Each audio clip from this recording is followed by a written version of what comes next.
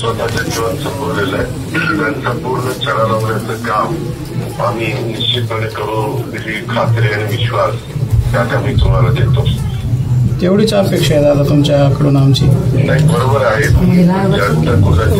म्हणजे तुम्हाला माहिती आहे की मी शब्दाचा तसा पक्का आहे. हो, 100% कुणाचाही हस्तक्षेप होऊन देणार नाही. तुम्ही त्याच्यामध्ये काळजी करू नका. इथं सोन्यासारखी मुलगी आपली डॉक्टर मुलगी करताना तुम्हाला तुमच्या पत्नीला किती कष्ट घ्यावे लागले, काय त्रास सहन करावा लागला आहे त्याचं त्यालाच माहिती असतं. पण जे काही झालेलं आहे त्याचं पूर्णपणे पोलिसांना ते सांगितलंय की बाबा कुठल्याही परिस्थितीत जेवढा तिघांचे कौल म्हणजे आता तो दोन बंद करायचे, नंतर तो पोलीस ऑफिसर आणि टाईमचा पण अशा तिघांच्या कौलच्या मध्ये साधारण एक गोष्टी लक्षामध्ये येतात किंवा काय संभाषण झालं काय नाही. आता खूप नवीन मशिनरी तशी निघालेली संपूर्ण फोनमध्ये मागचं जरी जे काही बोलणं झालेलं असतं ते सगळं रेकॉर्ड झालेलं असतं. त्याच्यातनं बरोबर मागे मिळायला मदत होत असते त्याला. रुपाली ताई आलेले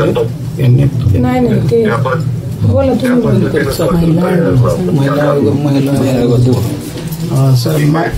महिला आयोगाच्या ताईंनी बोललेलं सर आम्हाला काही पटलं नाही. अध्यक्ष त्या मताशी आम्ही थोडी सहमतच नाहीये.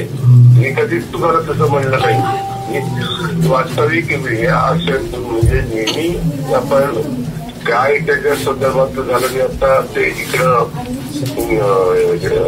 यवतमाळ जिल्ह्यात आलेलो आहे, परंतु ते मी पण ते पेपरला वाचलं, ते मलाही पटलेलं नाहीये. मी त्याच्या संदर्भामध्ये मी पण माझ्या पद्धतीनं असं बोलण्यामागचं तुमचा प्रतिसार्थ काय, तुम्ही काय असं बोलला मी ते विचारणार आहे तुम्हाला. मुद्दा काय आहे दादा की एक आपलं महिला आयोग म्हणजे महिलेच्या सुरक्षिततेसाठी आहे.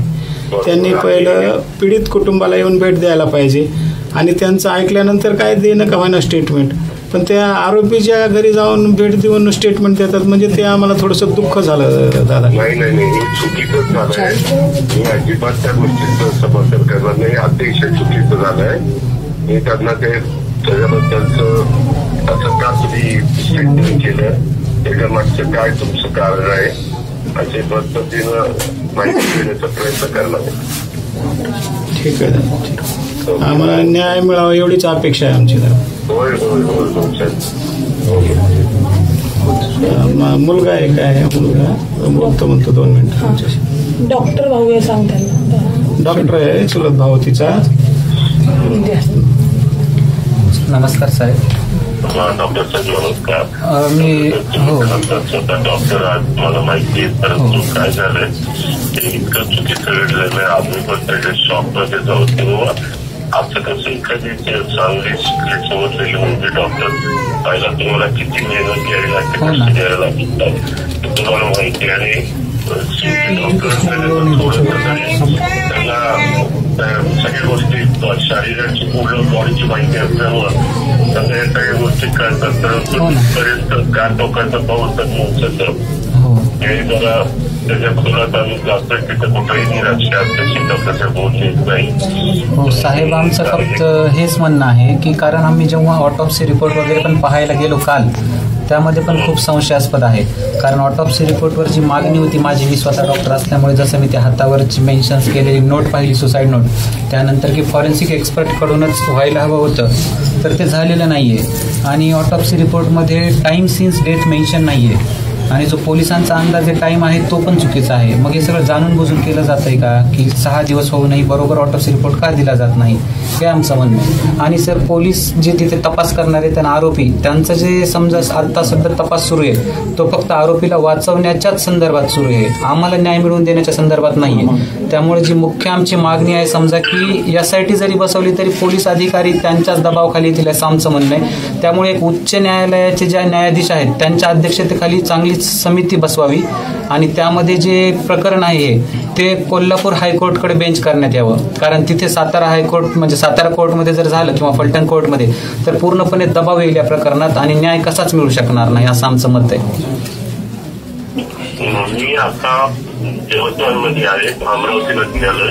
हो. अमरावतीला मुख्यमंत्री आले, हो. मुख्यमंत्र्यांना सांगतो की त्यांच्यासोबत बोललो, डॉक्टर त्यांच्याशी बोललो, त्यांच्या वडिलांशी बोललो.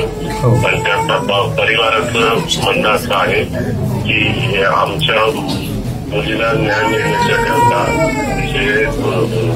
न्यायालयीन चौकशी झाली पाहिजे. हो, आणि हायकोर्टकडे बेंच. येस.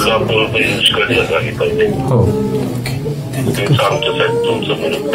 हो हो, धन्यवाद दादा, तुमचे आभारी आहोत आम्ही.